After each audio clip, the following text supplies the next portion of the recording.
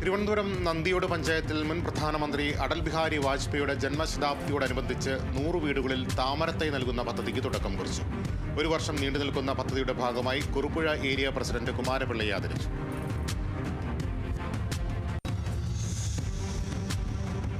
സംവിധായകൻ അരുൺ ചന്തുവിന്റെ പുതിയ ചിത്രം വലയുടെ ഫസ്റ്റ് ലുക്ക് പോസ്റ്റർ പുറത്ത്. സുരേഷ് ഗോപിയുടെ മക്കളായ ഗോകുൽ സുരേഷും മാധവ് സുരേഷും ചിത്രത്തിൽ ഒരുമിച്ച് അഭിനയിക്കുന്നു. തൃശൂർ തൃപ്രയാറിൽ കേരള ജേർണലിസ്റ്റ് യൂണിയൻ ജില്ലാ സമ്മേളനം സംഘടിപ്പിച്ചു. MLA CC മുകുന്ദൻ സമ്മേളനം ഉദ്ഘാടനം ചെയ്തു. മാധ്യമപ്രവർത്തകർക്ക് തൊഴിൽ സുരക്ഷയും ക്ഷേമ പെൻഷനും ഏർപ്പെടുത്താൻ നിയമസഭയിൽ പ്രമേയം കൊണ്ടുവരുമെന്ന് CC മുകുന്ദൻ പറഞ്ഞു.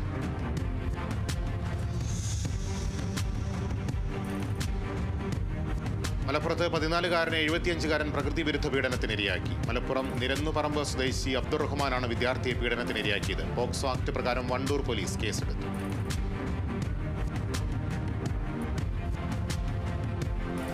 തൃശൂർ എരിയാട് മുഹമ്മദ് അബ്ദുറഹ്മാൻ സ്മാരക വായനശാല ആൻഡ് ക്ലബ്ബ് 2ാമത് അഖില കേരള ചെസ് ടൂർണമെന്റ് സംഘടിപ്പിച്ചു.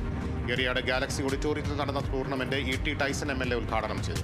പഞ്ചായത്ത് പ്രസിഡന്റ് KP രാജൻ അധ്യക്ഷനായിരുന്നു.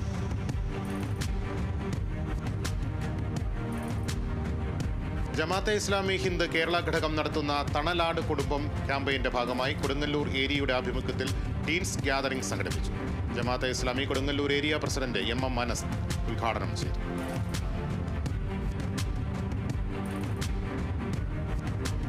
ജലസംരക്ഷണത്തിന്റെ പ്രാധാന്യത്തെക്കുറിച്ച് പുതുതലമുറയെ ബോധവാന്മാരാക്കുക എന്ന ലക്ഷ്യത്തോടെ അമൃത് മിഷൻ പദ്ധതിയുടെ ഭാഗമായി തെരുവ് നാടകം നടത്തി.